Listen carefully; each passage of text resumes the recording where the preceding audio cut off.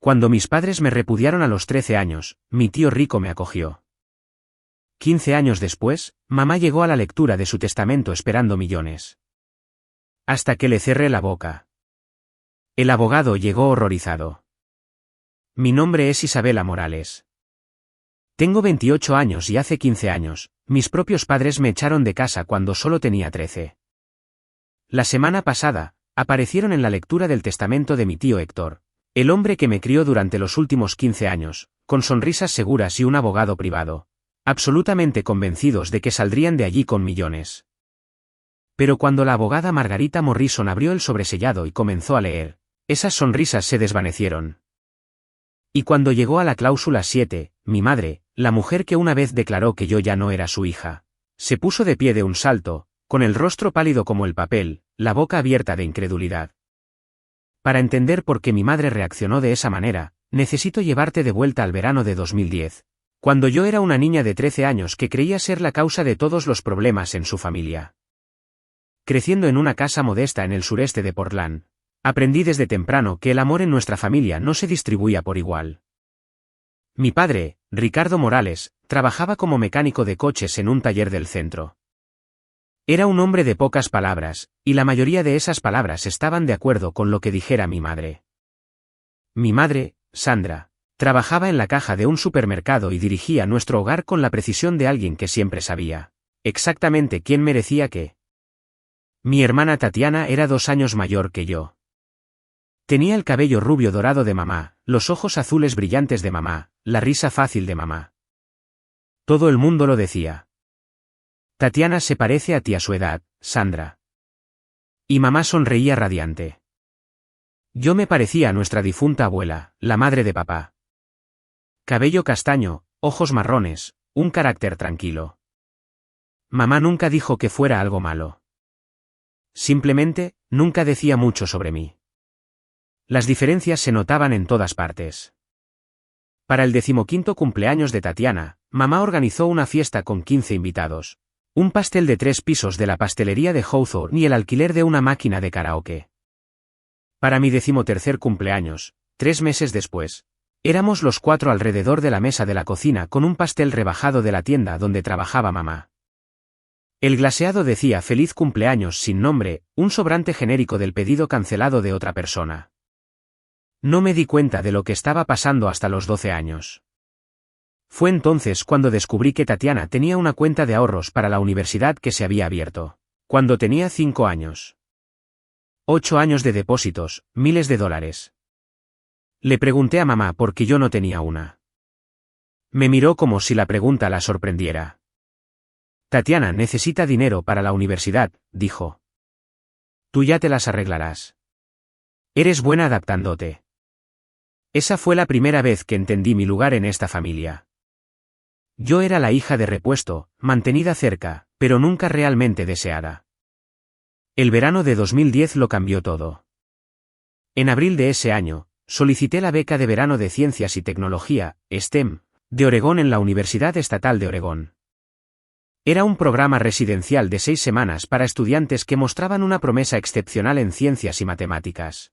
La beca cubría todo, matrícula, alojamiento, comida y materiales. Un valor total de $4.200. No le dije a nadie que había aplicado. Había aprendido a no hacerme ilusiones en voz alta en esa casa. El 15 de mayo llegó la carta de aceptación. De más de 2.000 solicitantes de todo Oregón, habían sido seleccionados 50 estudiantes. Yo era una de ellos. Por una tarde, sentí que importaba. Luego Tatiana se enteró de un campamento de artes escénicas en California que su profesor de teatro había mencionado. 3 semanas, sin beca. Precio, $3.800. Esa noche, en la cena, mamá anunció la solución que había ideado. Isabela, rechazarás esa cosa de ciencias. No podemos permitirnos enviaros a las 2 a programas de verano. Y el campamento de Tatiana le ayudará con sus solicitudes para la universidad. Lo dijo como si estuviera discutiendo el menú de la semana, no destrozando los sueños de alguien. Me quedé mirando mi plato. Las palabras salieron antes de que pudiera detenerlas. No. Toda la mesa se quedó en silencio. Incluso el refrigerador pareció dejar de zumbar. ¿Disculpa? La voz de mamá bajó a ese registro peligroso que le había oído usar con clientes que intentaban usar cupones caducados. Esta beca no es tu dinero para redirigirlo, dije, mi voz temblorosa pero clara. Me la he ganado. ¿Es mía? Mamá me miró como si me hubiera transformado en una extraña ante sus ojos. Si no puedes sacrificarte por esta familia, dijo lentamente, entonces no eres parte de esta familia. A los 13 años, pensé que solo estaba enfadada. No me di cuenta de que lo decía literalmente. 3 días después de esa cena, volví a casa de la biblioteca pública y encontré mis pertenencias empaquetadas en 2 bolsas de basura negras en el porche. Mi madre estaba en la puerta, con los brazos cruzados. Ya no parecía enfadada. Parecía resuelta, como alguien que acaba de terminar una tarea desagradable. Llamé a Héctor, dijo. Vendrá a recogerte. De ahora en adelante, eres su problema. Me quedé allí, en el porche donde había conocido toda mi vida, tratando de procesar lo que estaba sucediendo. Detrás de mamá, pude ver a papá en el pasillo. No me miró. No dijo nada. Miré hacia la ventana del segundo piso. Tatiana observaba desde detrás de la cortina. Cuando nuestras miradas se encontraron, se retiró a las sombras de su habitación. No bajó. Esperé en ese porche desde las 6 de la tarde hasta las 10 de la noche. 4 horas. Mi madre volvió a entrar después de los primeros 5 minutos. La luz del porche nunca se encendió. El tío Héctor vivía en Seattle, a 3 horas de distancia. Condujo toda la noche para llegar hasta mí. Cuando su Honda gris entró en el camino de entrada, yo todavía estaba sentada sobre esas bolsas de basura, con las rodillas pegadas al pecho. Salió del coche sin decir nada al principio, simplemente se acercó, me miró y me envolvió en un abrazo tan fuerte que apenas podía respirar. De ahora en adelante, dijo en voz baja, tienes un hogar. Esa noche, mientras conducíamos hacia el norte en la oscuridad hacia Seattle, no sabía que mi madre había firmado un documento antes de que el tío Héctor se fuera. No sabía lo que significaba. Solo era una niña asustada mirando por la ventana, preguntándome qué había hecho mal. Tardaría 15 años en que ese documento resurgiera. Y cuando lo hizo, lo cambiaría todo. La casa del tío Héctor en el barrio de Bayard en Seattle no era grande, pero se sentía enorme en comparación con el espacio reducido que había ocupado en la casa de mi familia. Por primera vez en mi vida, tenía una habitación que era completamente mía. Más importante aún, tenía a alguien que creía en mí.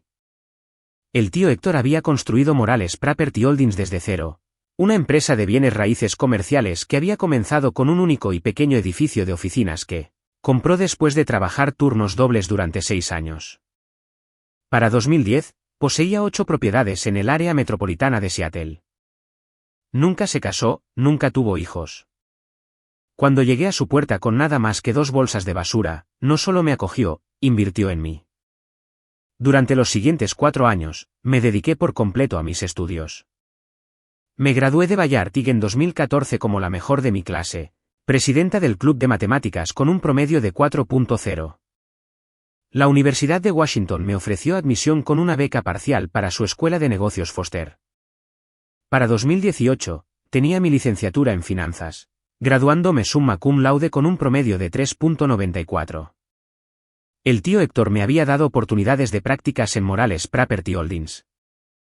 A partir de mi segundo año de universidad, aprendí el negocio desde cero, entrada de datos, análisis de arrendamientos, relaciones con inquilinos, tasaciones de propiedades. En 2019, después de 18 meses en una gran firma de contabilidad al estilo de las Big Four, que llamaré Michey y Asociados, obtuve mi certificación de CPA. Un año después, el tío Héctor me ofreció un puesto como controladora financiera. Para 2021, era la directora financiera, CFO. En mi 26º cumpleaños, gestionaba una cartera de 12 propiedades comerciales con un valor combinado de $23,7 millones.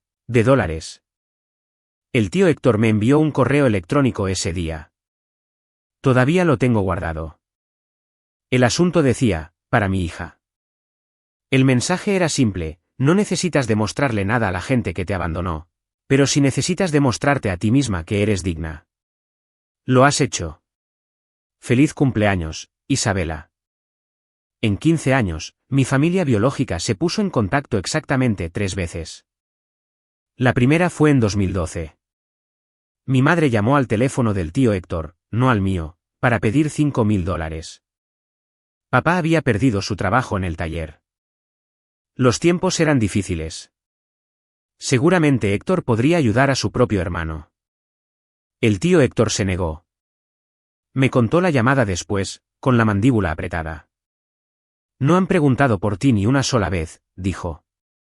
Ni cómo te va en la escuela, ni si estás bien. Solo quieren dinero. El segundo contacto llegó en 2016. Tatiana me envió una invitación de boda. Sin nota personal. Sin un "me espero que estés bien". Solo la tarjeta impresa formal con mi nombre y la dirección del tío Héctor en Seattle. No asistí. No envié un regalo. No respondí en absoluto. La tercera fue en 2020. Mi madre me envió un correo electrónico, el primer contacto directo que había iniciado desde que me echó. El asunto era "viendo cómo estás".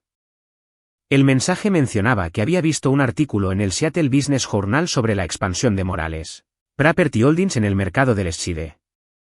Esperaba que me fuera bien y sugirió que deberíamos ponernos al día alguna vez. Borré el correo electrónico sin responder. No guardaba rencor. Simplemente había construido una vida que no los incluía, y no veía ninguna razón para cambiar eso. En el verano de 2024, el tío Héctor recibió un diagnóstico que lo cambió todo. Insuficiencia cardíaca congestiva, etapa avanzada. Los médicos le dieron de 12 a 18 meses. Duró 8. Durante esos últimos meses, el tío Héctor se reunió con su abogada de sucesiones varias veces. Actualizó su testamento en junio de 2024, 6 meses antes de fallecer. Cuando le pregunté al respecto, solo sonrió. Todo está arreglado, dijo. Tú concéntrate en el negocio. Yo me he encargado del resto. No sabía lo que había escrito. No sabía nada de las cláusulas. Confiaba en él por completo. No tenía idea de lo que se avecinaba. El tío Héctor falleció el 28 de febrero de 2025. Se fue en paz mientras dormía en el Swedish Medical Center, conmigo sosteniendo su mano. Una semana después, el 7 de marzo, estaba en mi oficina en Morales Property Holdings cuando mi teléfono vibró con un número desconocido de Portland. Casi no contestó. ¿Isabela? La voz fue inmediatamente reconocible. 15 años no habían cambiado la forma particular de mi madre de decir mi nombre, como si estuviera probando algo que no estaba segura de querer tragar. Sandra. Mantuve mi voz neutral. No, mamá, solo su nombre. Una breve pausa. Casi pude oírla recalibrando. Me enteré de lo de Héctor, dijo. Siento mucho tu pérdida. Estaba pensando en ir al servicio conmemorativo. Para presentar mis respetos. El servicio fue hace 3 días. Otra pausa. Ah, bueno, también he oído que habrá una lectura del testamento. La familia tiene derecho a asistir a estas cosas, ya sabes, especialmente cuando se trata del patrimonio de un hermano. Ahí estaba. La verdadera razón de la llamada. ¿Cómo te enteraste de la lectura del testamento? Tengo un abogado, Víctor Harrington. Hizo algunas llamadas. El nombre me trajo un vago recuerdo. El tío Héctor había mencionado a un Víctor Harrington una vez, un abogado al que consultó hace años y con el que decidió no trabajar. Hablé con Margarita Morrison, la abogada de sucesiones del tío Héctor, a la mañana siguiente. Confirmó mis sospechas. Sandra había contratado a Víctor Harrington para presentar una reclamación impugnando el testamento. Sus motivos, influencia indebida, alegando que yo había manipulado a un hombre enfermo en sus últimos meses. También exigían asistir a la lectura del testamento como familiares directos del difunto. Miré la foto del tío Héctor en mi escritorio. En la imagen, sonreía, casi como si supiera que esto sucedería, casi como si lo hubiera planeado. La oficina de Margarita Morrison ocupaba el piso 47 del Columbia Center, el edificio más alto de Seattle.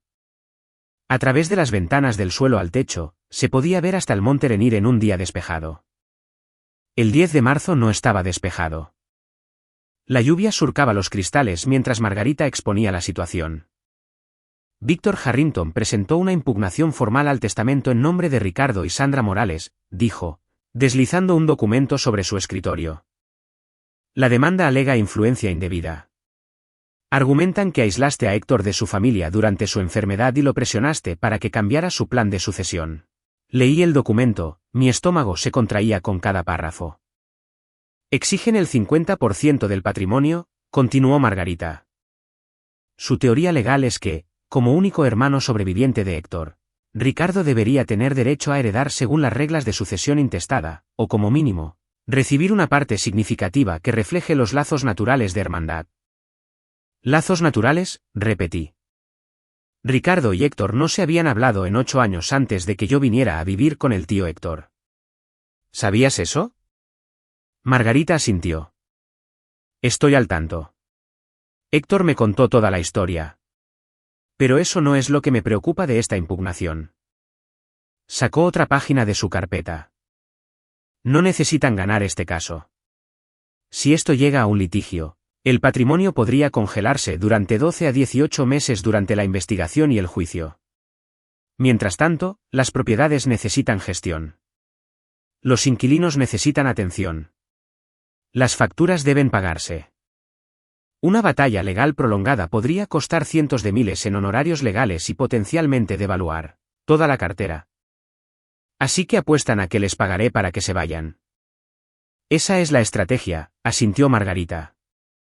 No es inusual en disputas de herencia.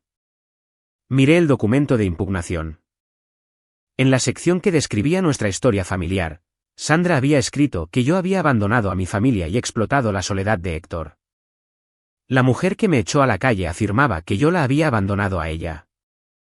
¿Tienes alguna documentación sobre tus circunstancias en 2010? Preguntó Margarita. ¿Algo que establezca lo que realmente sucedió cuando fuiste a vivir con Héctor? Recordé esa noche en el porche, las bolsas de basura, la espera de 4 horas. El tío Héctor llegando en la oscuridad. Tenía 13 años, dije. No guardé registros precisamente. Héctor sí lo hizo. Margarita ya estaba cogiendo su teléfono. Marcó a su asistente y pidió un número de archivo específico de los archivos. 20 minutos después, su asistente regresó con una carpeta amarillenta. Margarita la abrió con cuidado, escaneando el contenido. Luego me miró con una expresión que no pude descifrar. Isabela, ¿sabías de esto? Deslizó el documento sobre el escritorio. El encabezado decía, renuncia voluntaria de los derechos parentales y transferencia de tutela, con fecha del 15 de julio de 2010.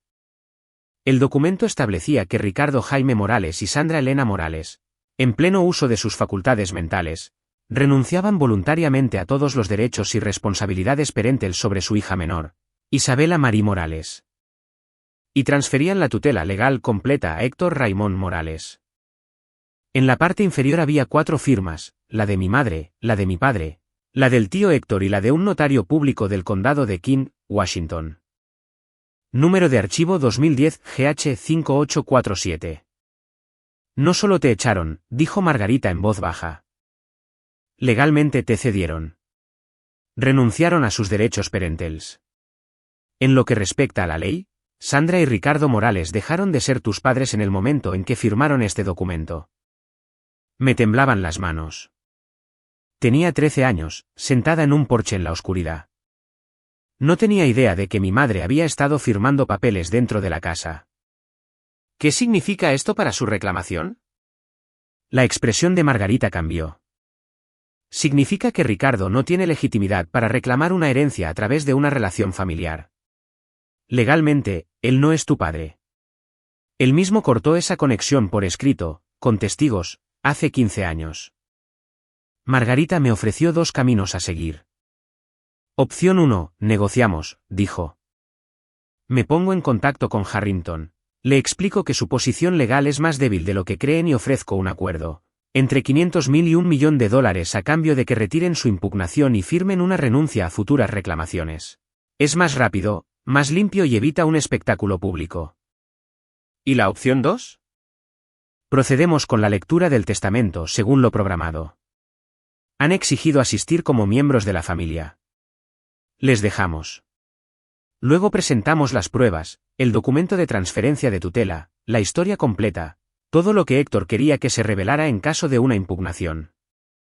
Hizo una pausa. Héctor anticipó esto, Isabela. Dejó instrucciones específicas sobre cómo manejar exactamente este escenario. Quería que la verdad quedara registrada. Fui a casa esa noche y no pude dormir. Me senté en la sala de estar de la casa que el tío Héctor me había dejado, mirando las fotos familiares en la repisa de la chimenea.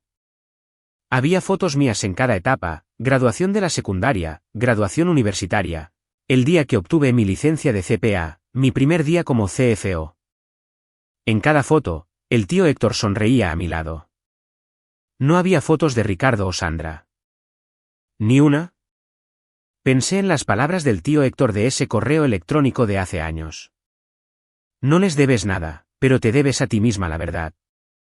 A las 7 de la mañana siguiente, llamé a Margarita. Quiero que la lectura del testamento proceda, dije. Sin acuerdo, sin compra. Si quieren estar presentes para esto, que lo estén. Pero no vamos a ocultar nada. ¿Estás segura? Una vez que esto se haga público. Ellos eligieron hacerlo público cuando presentaron su impugnación. Solo estoy respetando su elección.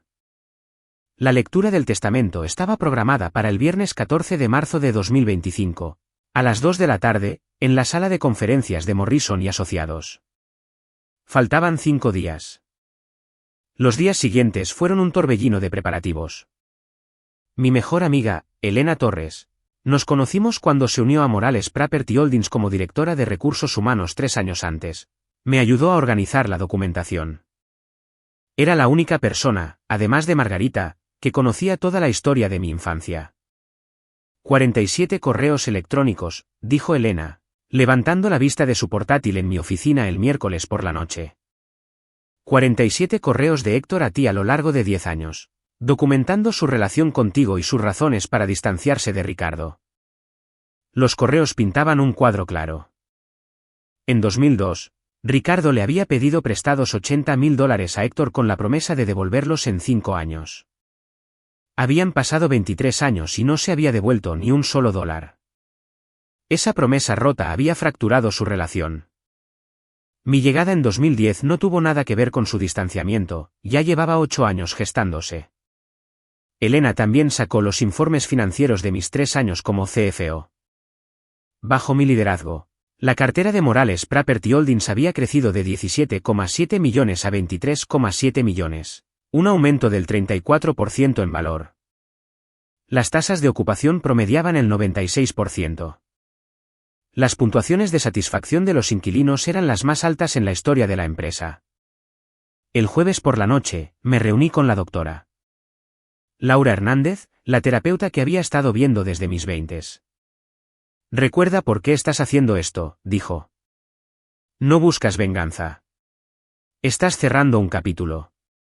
Hay una diferencia. ¿Y si siento satisfacción cuando se den cuenta de que han perdido? La doctora Hernández sonrió amablemente. Eso se llama justicia, Isabela. Sentirse validada cuando la verdad sale a la luz no es lo mismo que la crueldad. La pregunta es ¿qué haces después? Conduje a casa esa noche por las calles mojadas de Seattle, pensando en sus palabras. Me miré en el espejo del baño antes de acostarme. Ella ya no tiene poder sobre ti, le dije a mi reflejo. Solo tú decides tu historia ahora. El viernes llegaba, y yo estaba lista. Vale, déjame hacer una pausa aquí por un segundo. Si has llegado hasta aquí y te preguntas cómo manejé lo que vino después, deja un comentario con tu predicción. ¿Qué crees que hizo Sandra en la lectura del testamento? Y si esta historia resuena contigo, si alguna vez has tenido que establecer límites con la familia, no olvides suscribirte. Estamos a punto de llegar a la parte que has estado esperando. Ahora, volvamos a esa tarde de viernes. La sala de conferencias de Morrison y Asociados ocupaba una esquina del piso 47 con ventanas de suelo a techo que ofrecían vistas panorámicas de Yacht Bay y las montañas olímpicas. En un día claro, habría sido impresionante. El 14 de marzo de 2025, el cielo estaba nublado. El agua de un gris acero que coincidía con mi estado de ánimo. Llegué 15 minutos antes, a la 1:45 de la tarde. Llevaba un traje sastre azul marino. Profesional, discreto. Mi cabello estaba recogido en un moño simple. Había aprendido del tío Héctor que las personas más poderosas en la sala nunca necesitaban anunciarse. La sala de conferencias podía albergar a 20 personas en la mesa principal, con sillas adicionales dispuestas a lo largo de las paredes. Cuando entré, ya había 14 personas presentes. Margarita Morrison estaba sentada a la cabeza de la mesa con 2 asociados junior. Thomas Graham, el auditor senior de Mitchell y Asociados que había manejado las cuentas del tío Héctor durante una década, ocupaba un asiento cerca de la ventana. Representantes de 3 organizaciones benéficas ocupaban varias sillas, el Hospital Infantil de Seattle, Hábitat para la Humanidad del Noroeste y la Fundación del Parque Nacional Olímpico.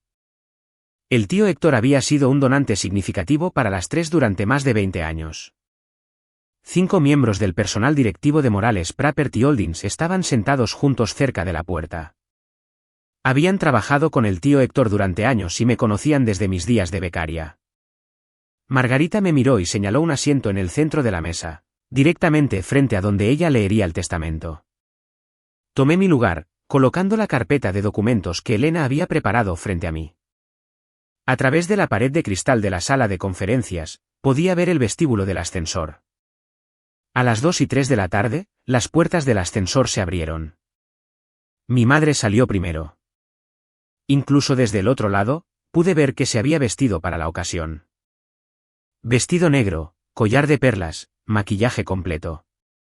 Detrás de ella venían mi padre, mi hermana y un hombre con un traje caro que llevaba un maletín Montblanc. El espectáculo estaba a punto de comenzar. Sandra Morales entró en la sala de conferencias como si fuera la dueña.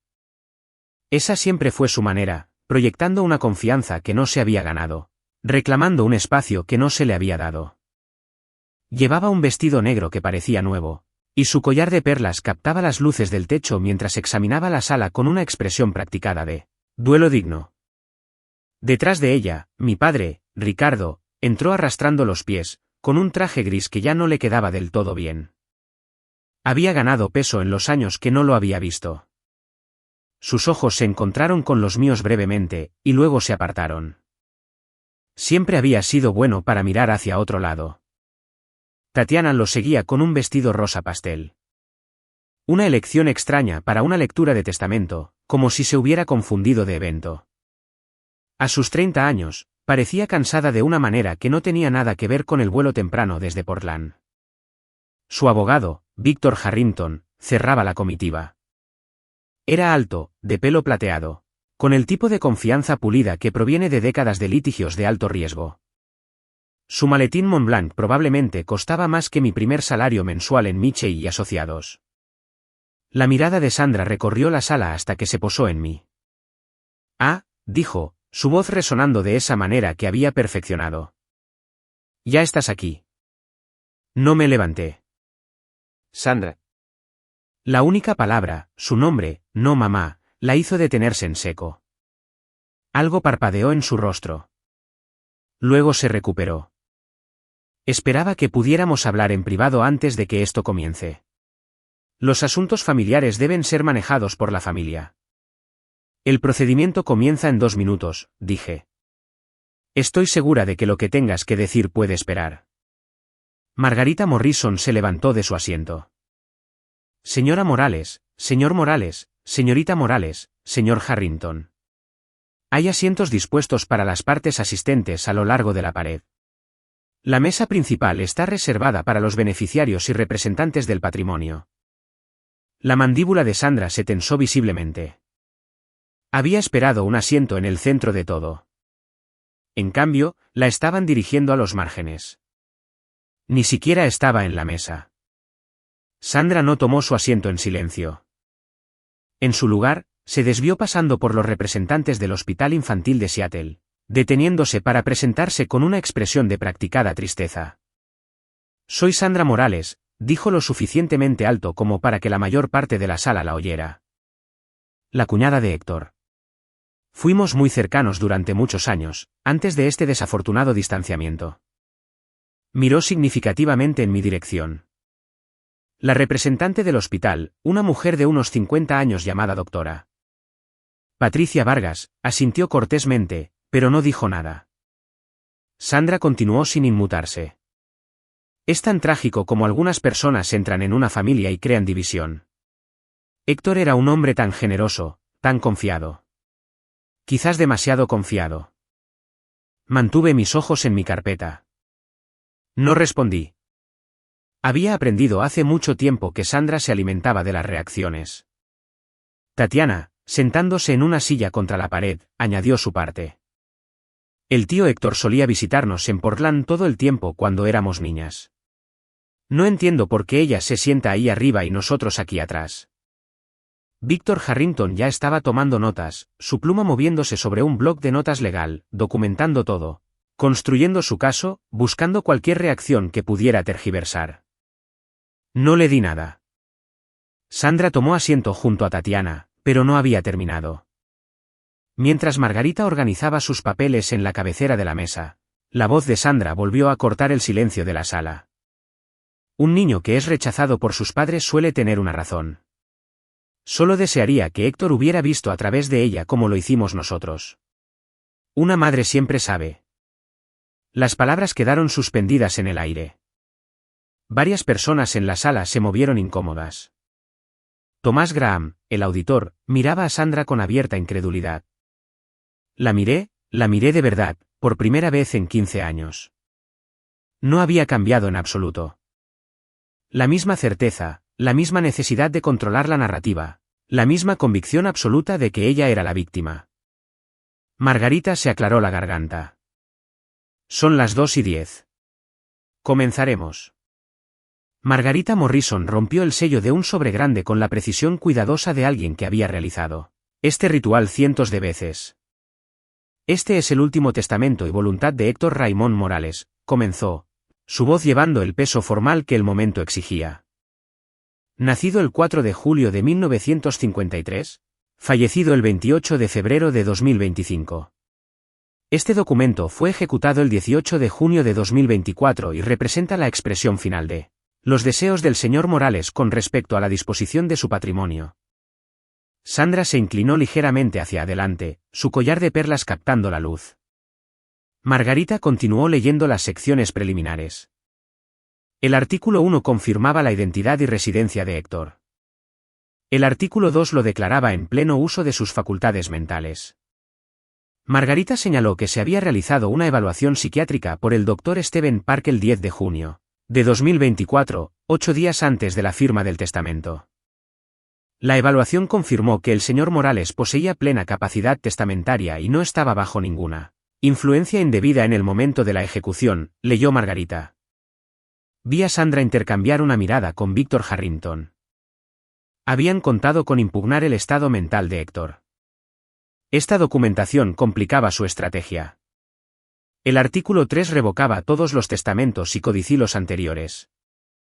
Luego Margarita pasó al artículo 4, el inventario de activos.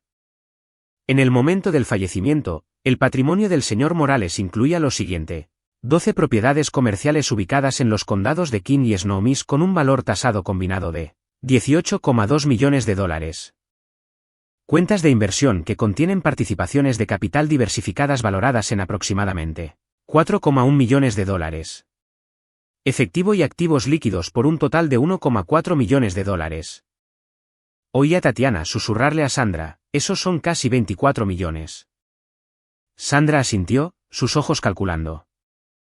Margarita levantó la vista brevemente. El testamento contiene 47 páginas. Procederé ahora al artículo 5, que aborda legados y exclusiones específicas. Pasó la página y se ajustó las gafas de lectura. Artículo 5, con respecto a Ricardo Jaime Morales, hermano del difunto. Sandra sonrió. No sonreiría por mucho tiempo. La voz de Margarita fue firme mientras leía la primera línea. No hago ninguna provisión en este testamento para mi hermano Ricardo Jaime Morales por las siguientes razones, que deseo que se lean en voz alta y se registren en el acta. La sonrisa de Sandra vaciló. Margarita continuó leyendo las palabras de Héctor.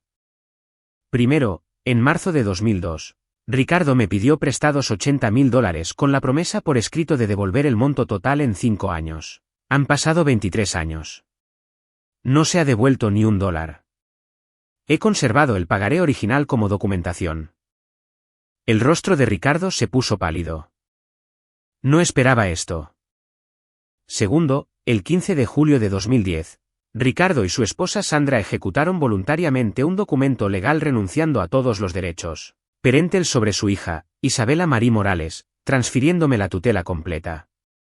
Este documento fue debidamente presenciado y notariado. Sandra se puso de pie de un salto.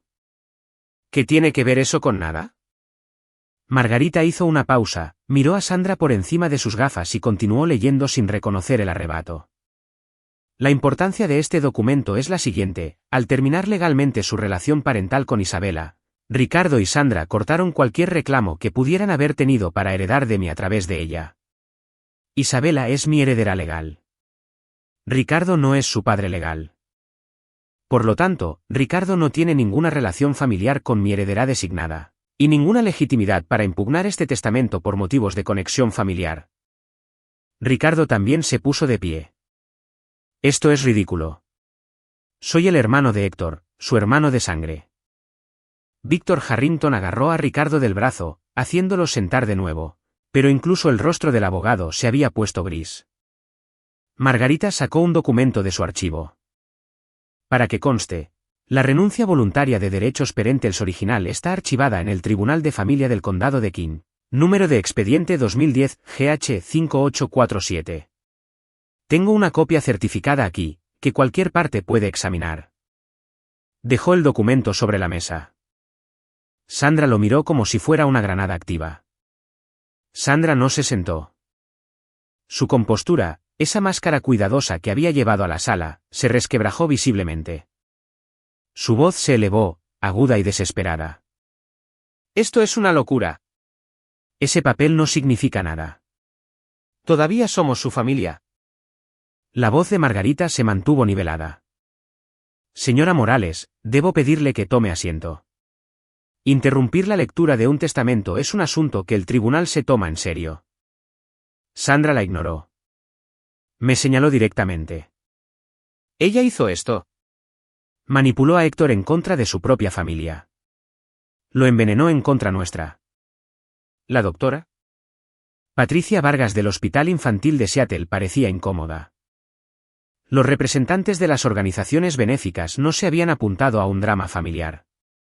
Tatiana tiró de la manga de Sandra. Mamá, siéntate. La gente está mirando. No me importa quién esté mirando. La voz de Sandra se quebró. Quiero saber cómo pasó esto. Héctor amaba a Ricardo. Eran hermanos. Finalmente, hablé. Mi voz salió tranquila, firme, como el tío Héctor me había enseñado a hablar en negociaciones difíciles. Nunca levantes la voz.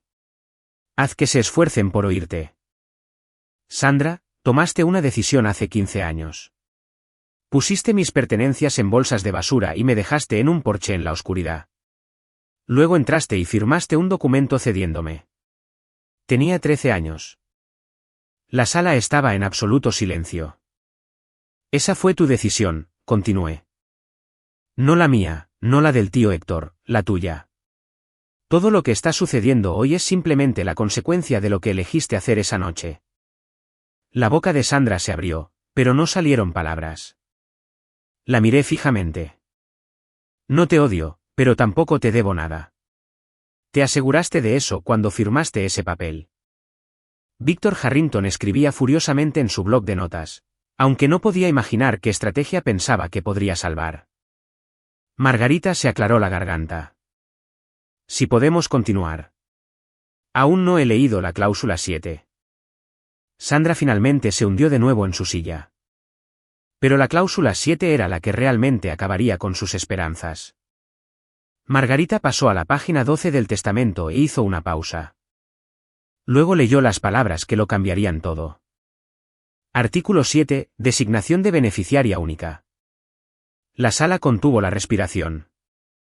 Por la presente, lego la totalidad de mi patrimonio, incluyendo todos los bienes inmuebles, cuentas de inversión, activos líquidos y efectos personales, a mi hija legalmente adoptada, Isabela Marí Morales. Adoptada. La palabra quedó suspendida en el aire como un trueno.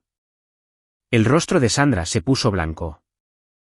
Literalmente blanco, como si le hubieran drenado la sangre de la cabeza. Adoptada, la voz de Ricardo era ronca. ¿Desde cuándo?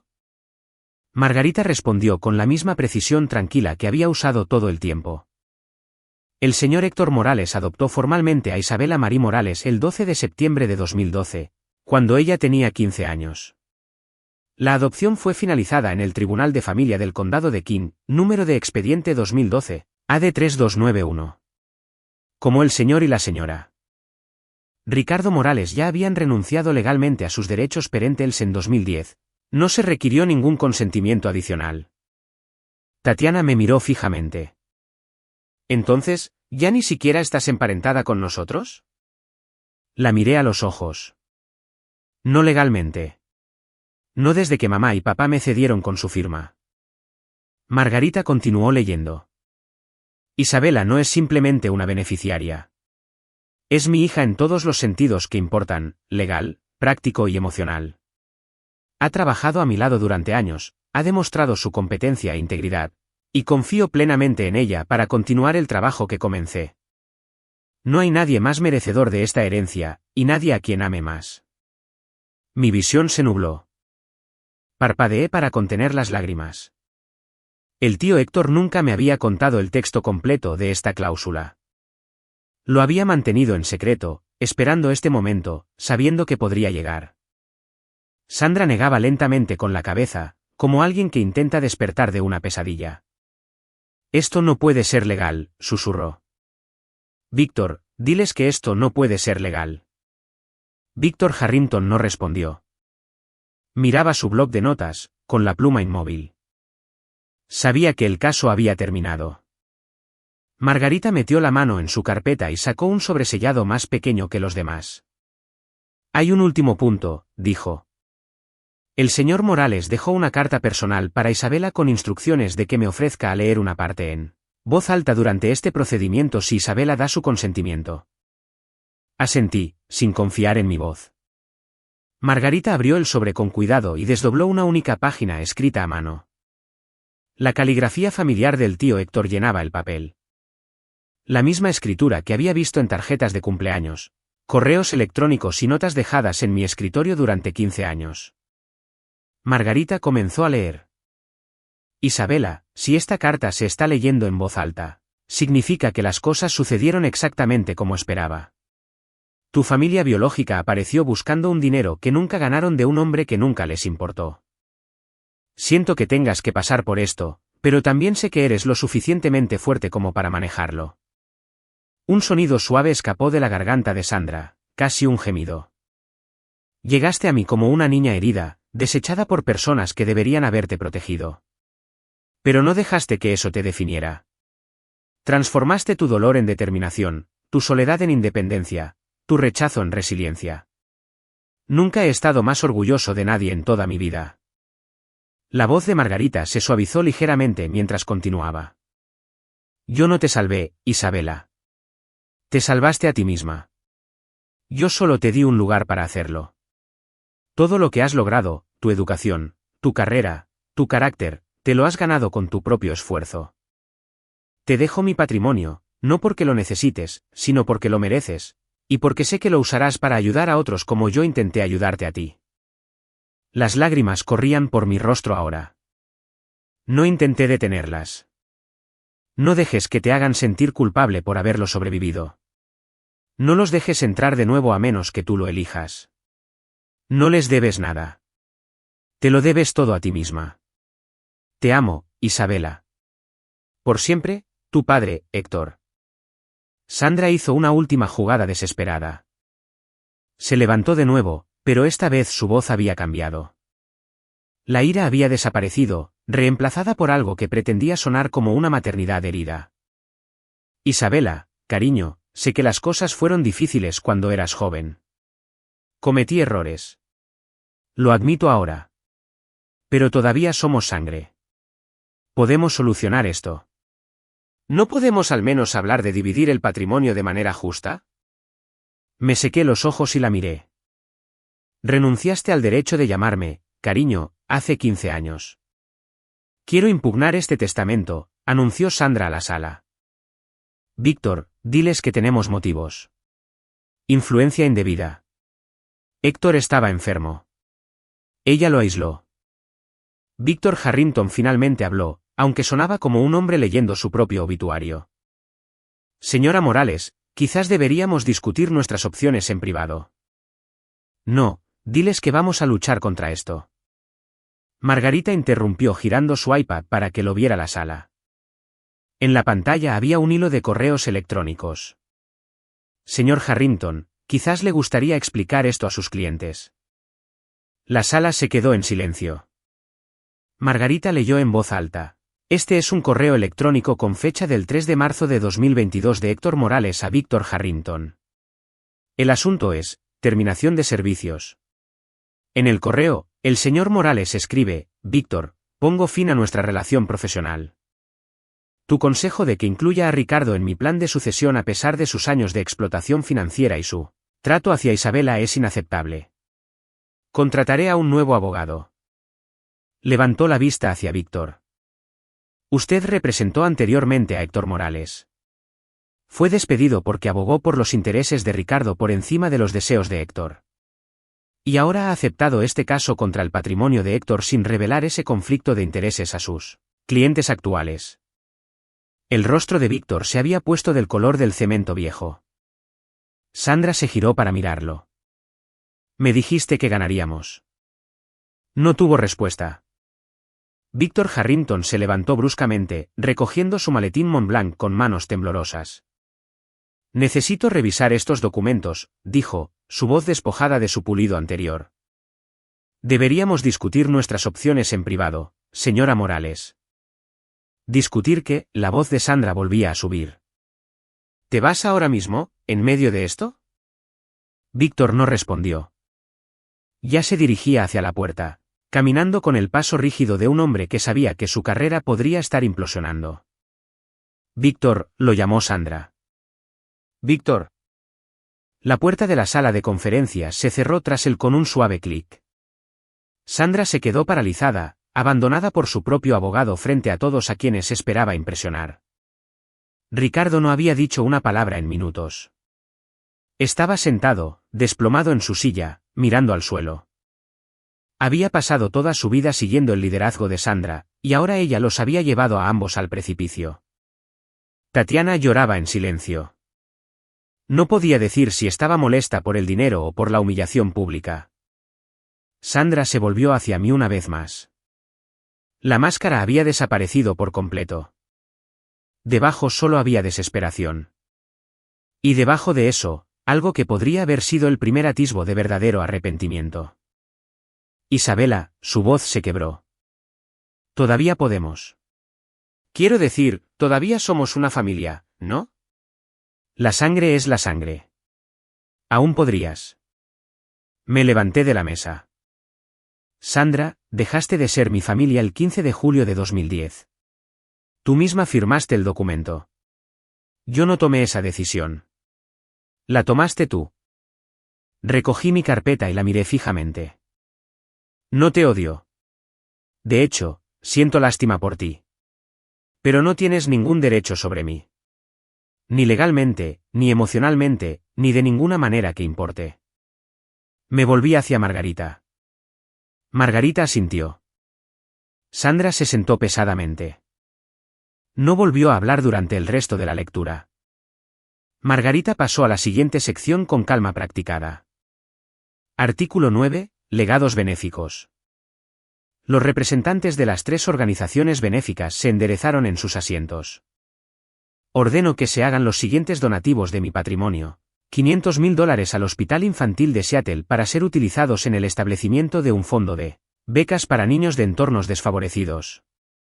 $300.000 a Hábitat para la Humanidad del Noroeste para la construcción de viviendas asequibles en el área metropolitana de Seattle.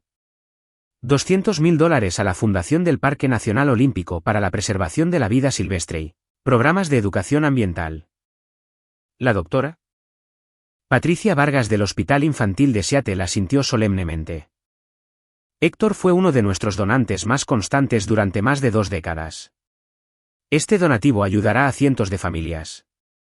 El representante de Hábitat para la Humanidad añadió: hemos construido 6 casas con las donaciones anteriores de Héctor. Esto financiará al menos 4 más. Margarita continuó: también solicito que mi hija Isabela continúe los programas de donaciones benéficas que establecí durante mi vida. A su discreción. Confío plenamente en su juicio. Encontré mi voz. Lo haré. Honraré todo lo que el tío Héctor construyó. Se me ocurrió un pensamiento mientras miraba a los 3 representantes de las organizaciones benéficas sentados en la sala. No estaban aquí porque la ley lo requiriera. Estaban aquí porque el tío Héctor les había pedido que vinieran. Quería testigos, partes neutrales que pudieran testificar exactamente lo que había sucedido aquí hoy. Si Sandra y Ricardo intentaban seguir con su caso, el tío Héctor había anticipado cada movimiento. ¿La doctora? Vargas me miró y me ofreció una pequeña y amable sonrisa. Héctor solía hablar de ti constantemente. En cada reunión de la Junta, en cada evento de donantes, Isabela hizo esto. Isabela logró aquello. Estaba tan orgulloso de ti. Parpadeé para contener nuevas lágrimas. Incluso en la muerte, el tío Héctor me había rodeado de personas que creían en mí. Cuando Margarita terminó de leer los últimos artículos del testamento, se volvió hacia mí. Isabela, como única beneficiaria y albacea, ¿te gustaría decir unas palabras? No había planeado hablar, pero 47 pares de ojos me miraban, y me di cuenta de que había cosas que debían decirse, no para el beneficio de Sandra, sino para el mío. Me levanté de mi asiento. La mayoría de ustedes conocieron al tío Héctor mucho más tiempo que yo. Me acogió cuando tenía 13 años y no tenía nada. Me dio un hogar, una educación, y lo más importante, una familia que eligió amarme.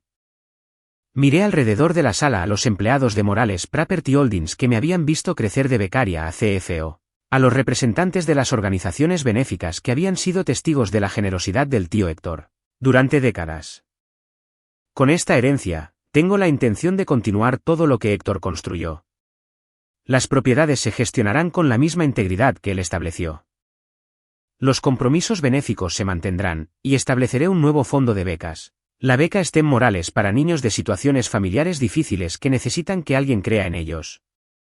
Mis ojos encontraron a Sandra, todavía sentada rígidamente en su silla.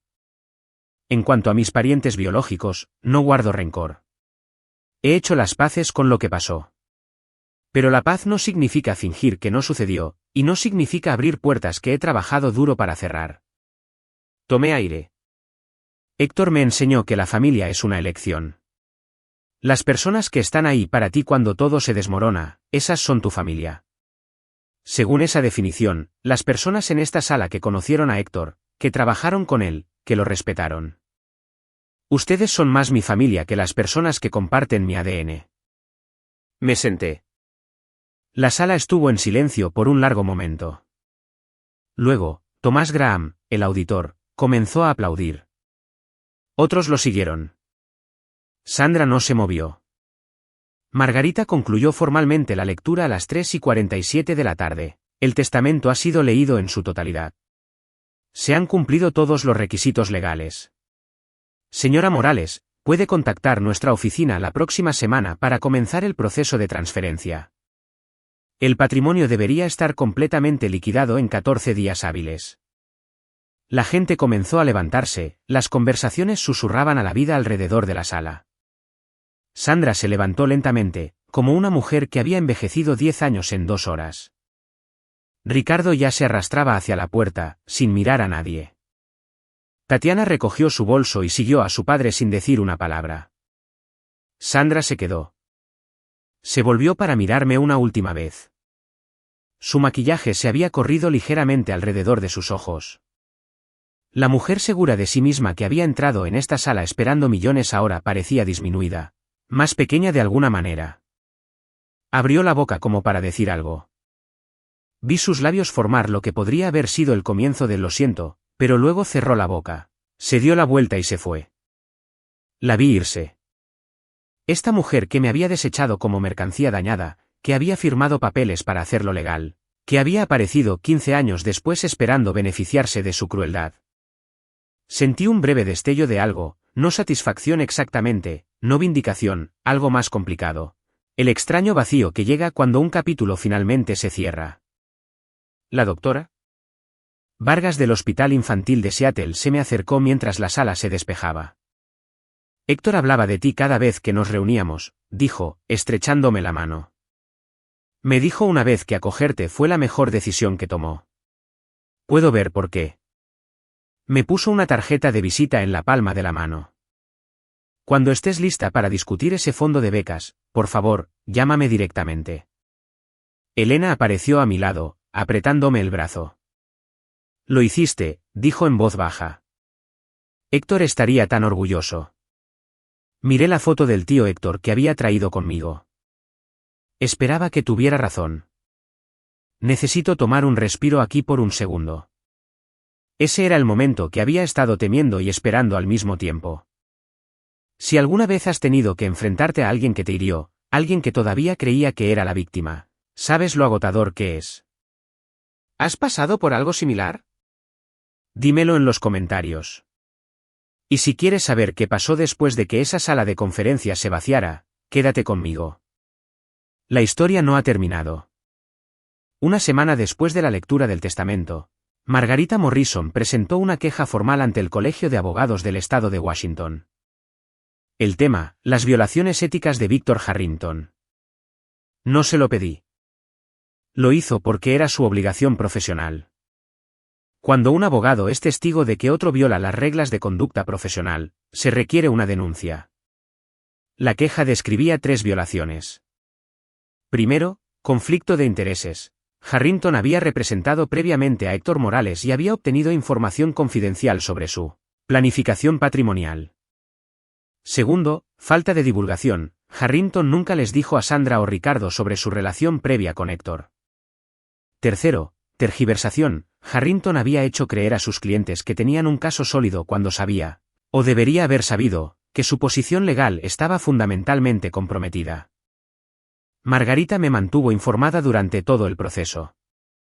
2 meses después de la presentación, a fines de mayo de 2025, el Colegio de Abogados emitió su fallo. Víctor Harrington fue suspendido de la práctica de la abogacía por 6 meses. También fue multado con $15.000 y se le exigió completar formación ética adicional. A las pocas semanas de la suspensión, 3 de los clientes más grandes de Harrington transfirieron discretamente sus negocios a otro lugar. Me enteré por los chismes de la comunidad legal que los ingresos de su firma cayeron aproximadamente $200.000 ese año. Elena me preguntó una vez si me sentía satisfecha por la caída de Harrington. No le hice nada, le dije. Él se lo buscó solo. Simplemente estuve allí cuando las consecuencias lo alcanzaron. Esa era la verdad. No había buscado venganza contra Víctor Harrington. No había presentado la queja. No había presionado para su suspensión. Él había tomado sus propias decisiones, aceptar un caso que sabía que estaba éticamente comprometido, mentir a clientes que confiaban en él, apostar a que podía ganar por intimidación en lugar de por mérito. Su carrera sufrió por lo que eligió hacer. Algunas personas construyen sus propias prisiones sin ayuda. 3 semanas después de la lectura del testamento, apareció un correo electrónico en mi bandeja de entrada de sandramorales1969@gmail.com. Asunto, por favor, lee. El mensaje era más largo de lo que esperaba.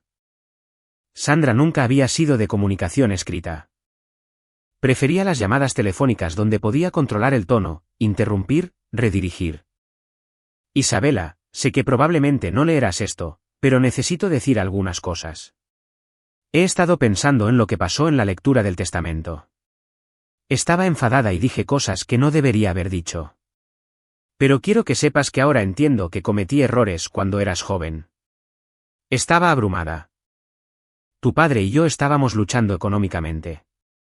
Las cosas se nos fueron de las manos. No pido dinero. Pido una oportunidad para arreglar las cosas. Todavía somos familia, Isabela. La sangre no desaparece por unos papeles legales. Soy tu madre. Nada puede cambiar eso. ¿Podemos hablar? Creo que si nos sentáramos juntas, podríamos resolver esto. ¿Te quiero? Siempre te he querido. Mamá. Leí el correo 3 veces. Luego llamé a la doctora Hernández, mi terapeuta, y se lo leí por teléfono. ¿Qué notas en el correo electrónico?, preguntó. Lo pensé. Reconoce errores, pero no nombra cuáles fueron. Culpa las circunstancias, problemas financieros, estar abrumada. Dice que no pide dinero, pero luego pasa a resolver esto. Y todavía se llama a sí misma mamá, aunque renunció a ese derecho. ¿Qué quieres hacer? Tardé 2 días en escribir mi respuesta. Tenía 4 frases. Sandra, he leído tu correo. Te perdoné hace mucho tiempo, por mí, no por ti. Pero no quiero una relación contigo. Por favor, no vuelvas a contactarme. No respondió. No sentí culpa, solo claridad. 2 meses después de la lectura del testamento, llegó una carta a mi dirección de Seattle. No un correo electrónico, una carta real escrita a mano en papel normal, metida en un sobre ligeramente arrugado con un matasellos de Portland. La dirección del remitente indicaba Ted Warren. Tatiana había tomado el apellido de su exmarido cuando se casó. La abrí con reticencia, esperando más manipulación. Lo que encontré fue diferente. Isabela, no escribo esto para pedir nada. No quiero dinero. No quiero perdón. Solo necesito decir algo que debería haber dicho hace 15 años. La noche que mamá y papá te echaron, estaba mirando desde la ventana de mi habitación. Te vi sentada en el porche con esas bolsas de basura. Te observé durante 4 horas. Te vi sola en la oscuridad, esperando, y nunca bajé. Podría haberlo hecho. Tenía 15 años. Podría haberte traído agua, o haberme sentado contigo, o al menos decirte que lo sentía. En cambio, solo miré desde la ventana como una cobarde. Eso me ha atormentado desde entonces. Cada vez que mamá hablaba de ti, siempre culpándote, siempre haciéndose la víctima, yo pensaba en esa ventana, en lo que no hice. No te pido que me perdones. No pido una relación. Solo quería que supieras que sé que lo que hice estuvo mal. Te fallé cuando más necesitabas a la familia. Merecías algo mejor de tu hermana mayor. Si no quieres volver a saber de mí, lo entenderé. Pero no podía dejar pasar otro año sin decirte la verdad. Tatiana. Leí la carta 4 veces. Era lo más honesto que alguien de mi familia biológica me había dicho jamás. No respondí de inmediato. Necesitaba tiempo para averiguar qué quería hacer, si es que quería hacer algo, con esta apertura inesperada. Pero por primera vez en 15 años, sentí algo más que distancia cuando pensaba en mi hermana. 4 meses después de la lectura del testamento, finalmente le respondí a Tatiana. ¿La doctora? Hernández me había ayudado a pensar en lo que realmente quería. No lo que me sentía obligada a hacer, no lo que parecería generoso o indulgente, sino lo que genuinamente quería para mí. La respuesta me sorprendió. No quería excluir a Tatiana por completo. Su carta había sido el primer reconocimiento honesto de lo que sucedió esa noche. Sin excusas, sin desvíos, sin peticiones de dinero, solo responsabilidad. Pero tampoco estaba lista para confiar en ella. 15 años de distancia no desaparecen por una carta. Así que respondí con condiciones. Tatiana, he leído tu carta muchas veces. Aprecio que hayas reconocido lo que pasó sin poner excusas. Eso requirió valor. No estoy lista para una relación completa, pero estoy abierta a un contacto cauteloso bajo estas condiciones. Primero, ningún contacto a través de mamá o papá. He terminado la comunicación con ellos permanentemente y necesito que se respete ese límite. Segundo, ninguna discusión sobre dinero, herencia o cualquier cosa relacionada con el patrimonio del tío Héctor. Nunca. Tercero, me reservo el derecho de terminar cualquier conversación sin explicación. Si me quedo en silencio, necesito que lo respetes. Si estas condiciones te funcionan, podemos empezar con una videollamada mensual de 15 minutos, de baja presión. Podemos hablar de nuestras vidas, a nivel superficial al principio. Si eso va bien, podemos construir gradualmente a partir de ahí. Esto no es decir que todo está perdonado y olvidado. Es decir que estoy dispuesta a ver si hay algo que valga la pena construir, pero tiene que ser en mis términos. Avísame si aceptas estas condiciones. ¿Isabela? Su respuesta llegó 3 días después. Una palabra, acepto. Programé nuestra primera llamada para el sábado siguiente. 15 minutos. Eso era todo a lo que podía comprometerme, pero era un comienzo. La primera videollamada con Tatiana fue un sábado por la tarde de septiembre de 2025, 6 meses después de la lectura del testamento. Me senté en mi oficina en casa con mi portátil abierto, viendo la cuenta atrás hasta las 2 de la tarde. Mi corazón latía más rápido que durante la lectura del testamento. Esto se sentía más peligroso de alguna manera. Enfrentar a Sandra había sido sobre defenderme de un ataque. Esto era sobre elegir ser vulnerable. La llamada se conectó. La cara de Tatiana llenó la pantalla. Se veía diferente que en la lectura del testamento. Menos maquillada, más cansada, pero también de alguna manera más real. Hola, dijo. Hola. Nos miramos por un momento. 15 años comprimidos en un rectángulo de videollamada. No estaba segura de que realmente responderías, admitió. Casi no lo hago. Eso rompió algo. Tatiana se rió, un sonido nervioso y aliviado, y me encontré casi sonriendo. Lo mantuvimos ligero, como había pedido. Nivel superficial. Me contó sobre su trabajo, estaba formándose para ser técnica de uñas, trabajando para obtener su licencia. Mencionó a sus hijos, Hayden, de 8 años, y Lily, de 6, sin pedirme que fuera su tía. Le conté sobre el negocio, sobre el clima de Seattle, sobre nada demasiado personal. A los 14 minutos, dije que deberíamos terminar. ¿Isabela? La voz de Tatiana me detuvo antes de que pudiera finalizar la llamada. Gracias por darme una oportunidad. Sé que no tenías que hacerlo. Este es el primer paso, dije. Veremos a dónde lleva. El primer paso es más de lo que esperaba. Programamos otra llamada para el mes siguiente. Después de que colgó, me quedé en mi oficina durante mucho tiempo, procesando. No sabía si Tatiana y yo tendríamos alguna vez una relación real. Quizás nos quedaríamos en este lugar tentativo para siempre. Pero por primera vez, era yo quien decidía qué pasaba después. Ese poder valía más que la herencia. 14 de marzo de 2026. Un año exacto desde la lectura del testamento que lo cambió todo. Estaba de pie frente a un modesto edificio comercial en Capitol Hill, la primera propiedad que el tío Héctor compró en 1987, cuando tenía 34 años, un sueño y apenas suficiente dinero para el pago inicial. El edificio había sido renovado el otoño pasado. Ventanas nuevas, sistema de climatización actualizado, paisajismo fresco. Pero hoy estaba aquí por algo más. Se había montado una placa de bronce junto a la entrada principal, edificio Héctor R. Morales, en memoria de un hombre que eligió el amor por encima de la sangre. 1953 a 2025. Toqué las letras de su nombre, sintiendo el metal frío bajo mis dedos. En el año transcurrido desde la lectura del testamento, Morales Property Holdings había crecido un 12%, llevando el valor de la cartera a $26,5 millones. Las tasas de ocupación se mantuvieron por encima del 95%. Nos habíamos expandido a 2 nuevas propiedades y mejorado 3 existentes.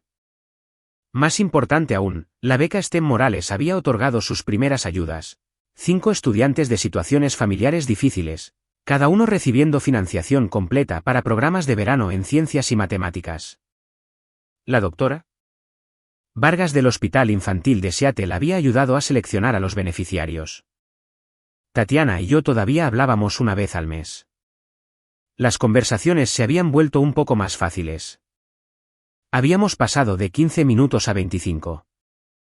Había visto fotos de sus hijos. Ella había visto fotos de mi apartamento. No éramos hermanas en ningún sentido tradicional, pero éramos algo. Sandra y Ricardo habían dejado de intentar contactarme. No sabía cómo eran sus vidas ahora, y descubrí que no necesitaba saberlo. Elena se acercó a mi lado, mirando la placa. ¿Estás bien? Consideré la pregunta. Estoy en paz, dije. Eso es incluso mejor que ser feliz. El tío Héctor me había enseñado que la familia es una elección, y finalmente había aprendido a elegirme a mí misma. El cielo sobre Seattle estaba despejado por primera vez en semanas. Podía ver hasta las montañas. Si miro mi propia historia a través de una lente psicológica, hay un concepto llamado autoestima condicional, la creencia de que solo eres valioso si ciertas personas te aprueban. Pasé los primeros 13 años de mi vida atrapada en esa creencia. La indiferencia de mi madre se sentía como una prueba de que yo no importaba. Lo que realmente me salvó no fue el dinero del tío Héctor.